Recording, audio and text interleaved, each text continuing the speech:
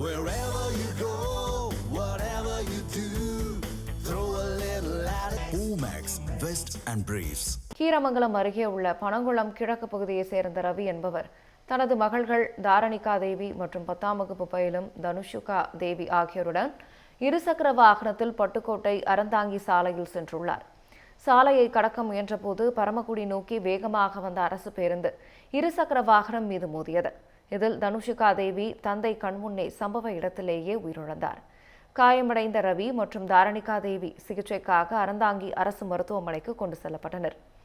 இந்நிலையில் விபத்தை ஏற்படுத்திவிட்டு தப்பியோடியதாக கூறப்படும் அரசு பேருந்து ஓட்டுநர் மற்றும் நடத்துனரை உடனடியாக கைது செய்ய கோரியும் மாணவியின் சடலத்தை எடுக்க விடாமலும் குடும்பத்தினர் மற்றும் பொதுமக்கள் மறியல் போராட்டத்தில் ஈடுபட்டனர். இதனால் போக்குவரத்து பாதிக்கப்பட்ட நிலையில் காவல்துறையினர் பேச்சுவார்த்தை நடத்திய பின் போராட்டம் கைவிடப்பட்டது. தமிழ் ஜனம் சேனலை சப்ஸ்கிரைப் பண்ணாம பார்த்துட்டு இருந்தீங்கன்னா மறக்காம சப்ஸ்கிரைப் பண்ணிடுங்க.